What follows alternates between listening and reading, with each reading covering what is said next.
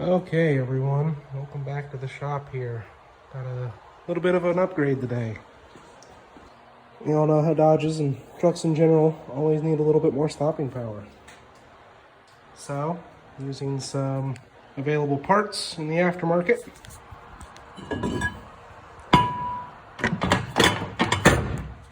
that are strictly OEM, and have a late second gen unit bearing style knuckle and aftermarket bearing here. Ideally, this bolts up right to the second gen early control arms for the trucks that have roller taper bearings that are serviceable. Just for those of you that don't know anything about the truck, my first vehicle at a wise age of 13 years old. It is a 96 Ram 2500 12 valve, originally an automatic truck. It is now G56 swapped. Has some creature comforts, CarPlay, gauges to keep an eye on stuff, just all your nice little things. With the second gen center console for the manual here. At some point, get everything matching a little bit better color wise. We'll figure that out at a different time. Truck is PC3 Bonsai Blue, courtesy of my father, Body Man. Bought the truck when I was 13, as I said.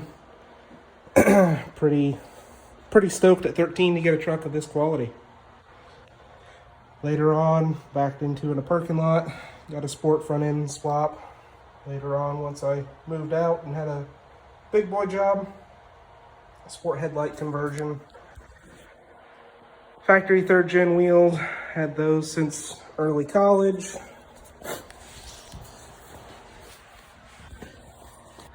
And I think this truck's known for most, if you go onto Boss Garage's YouTube channel, look up the Death Wobble Fix. This truck is, to my knowledge, the only second gen in existence with a rack and pinion steering setup. You can watch the video on his channel and get an idea of that, and I'll link that below. But a pretty substantial upgrade.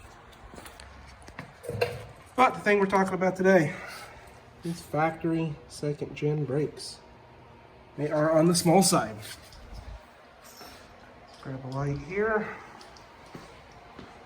No, home garages are not clean. No, home garages are not tidy. Yes, there is a vet covered in dust and cat plants. We'll fix that one day. Here you can see the size of the brakes.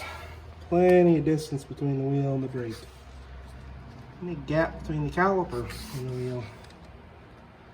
Just not a very big setup. Plenty of space in there. Does it stop? Absolutely. Could it stop better? You bet ya. Okay, get your wheel and tire off. I've always liked putting a little foot under there. Helps take that weight off the upper body. If I told you guys what I did for a living, you'd understand why I do little things like that. Set up somewhere, won't roll away. Now we're dealing with the factory OEM style setup. This was replaced, I'm gonna age myself, back when I was in high school. We're talking 08 time frames. Brakes have got a little wear on them. Pads are down. See, we got a little bit of unevenness there on the brakes.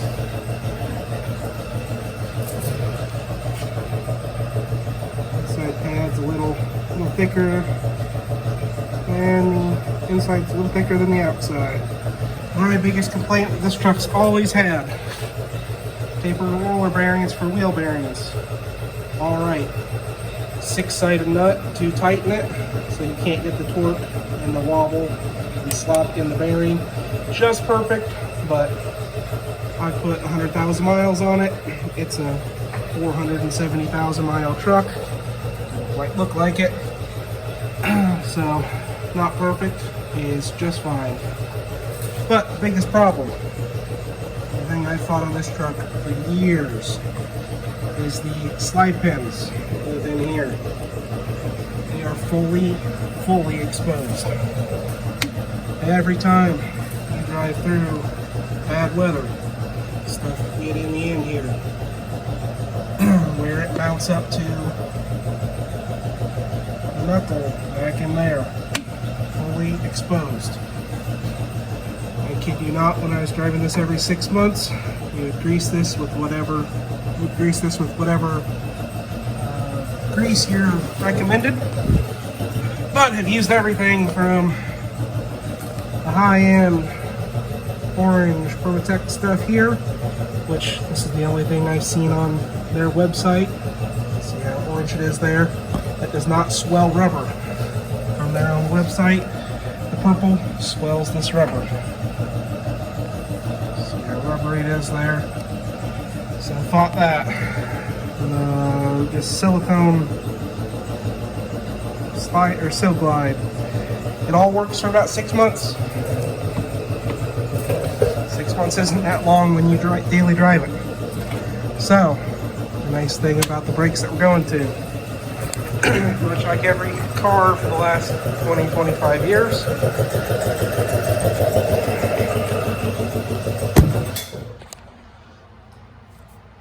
the later second gen stuff, fully enclosed with a boot. It's amazing. When it's fully enclosed, shit doesn't get in there. When shit doesn't get in there, it doesn't seize. Aftermarket rotor, haven't had any problems with those. I'm sure somebody's going to comment they have. This one, I'm going to do a little experiment on. Nice Timken bearing. This one, nice Detroit axle bearing, about a third the price. We'll see how long it lasts. Again, this is not my primary vehicle now, if I haven't said that already. Drove the truck from high school through college into a professional life and did perfectly fine. Came across a 6.7 truck, could not pass up on the deal.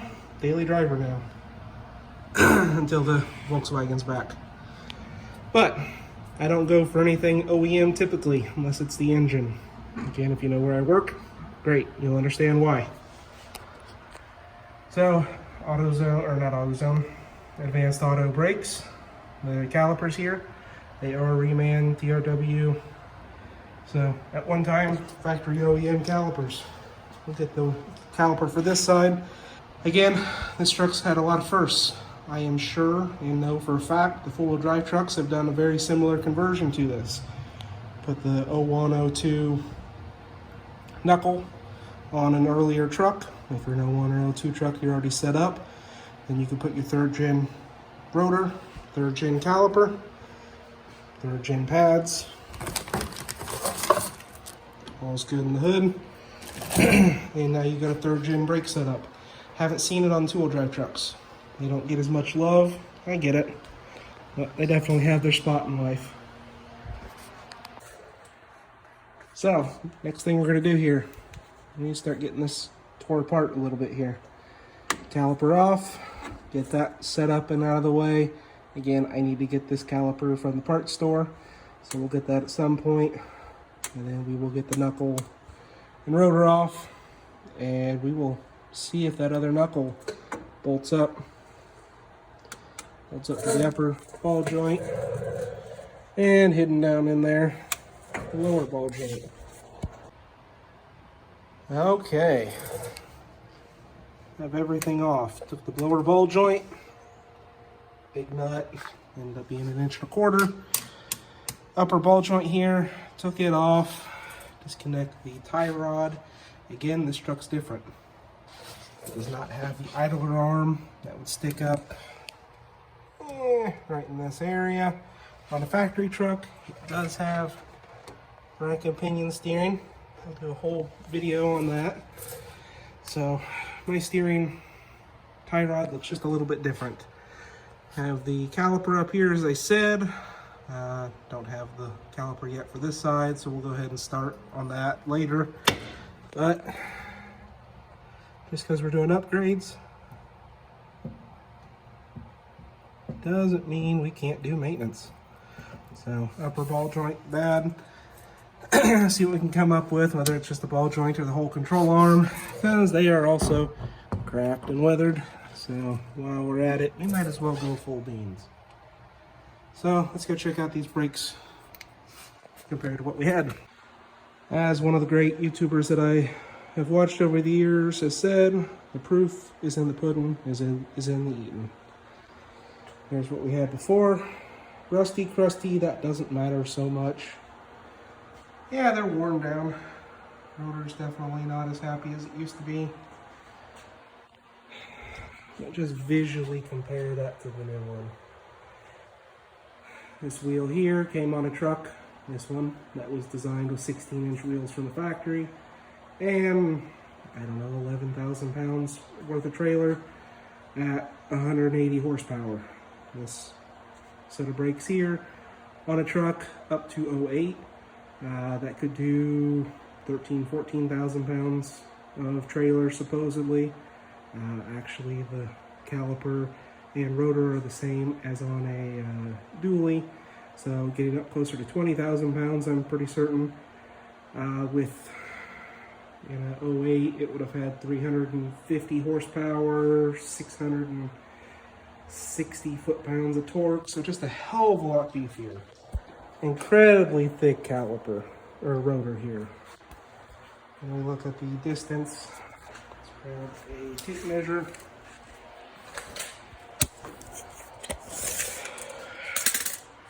We're gonna do it fast and dirty. Might not look good to you guys, but that's pretty straight up and down. We're looking at a 13 3/4 inch rotor roughly, versus the factory stuff off this truck, getting closer to around 12. So we're adding like inch and a half of brake rotor. Further out, more leverage on the wheel to make it stop better. Way bigger brake pads. Here's the 08 stuff that's going on it. Pretty average size for the regular stuff these days.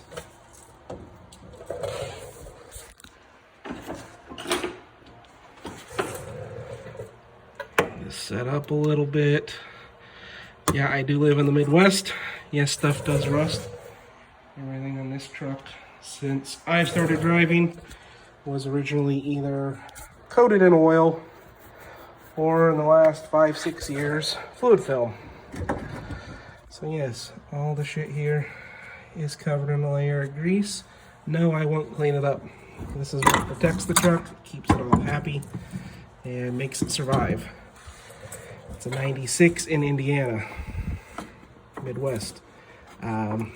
These don't exist unless they're from the South or taken care of like this one was. So another thing, I never cared for this. On the inboard brake pad, it had a different design.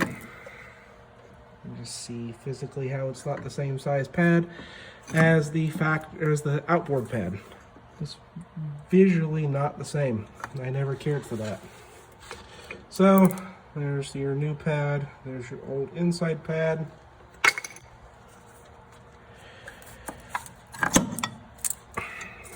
And there's your new pad versus your old outside pad. Compare all three of them on the bench. And by bench, I do mean tailgate. This is a truck. Use it like one. And it's got beautiful bonsai blue PC3 paint. Inside of the bed, flat black, Rust-Oleum Performance Enamel. Use it.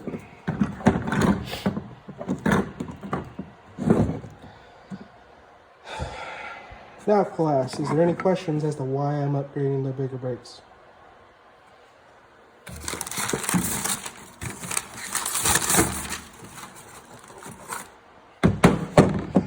If you had the option to use these versus these, which ones would you use? These ones work great, don't get me wrong. I'll post some screenshots of what the truck's towed. This was at its limit. I'd like to have some buffer. Am I going to tow anymore? Probably not. It's a 96. It's a regular cab long bed. Best setup for towing weight, not the most stable. Even the quad cab or extended cabs, still not as stable as the newer stuff. The suspension's just not designed the same. They weren't designed to do the same thing. So this is more of a security and, oh shit, I need to hit the brakes moment. This will stop better than this.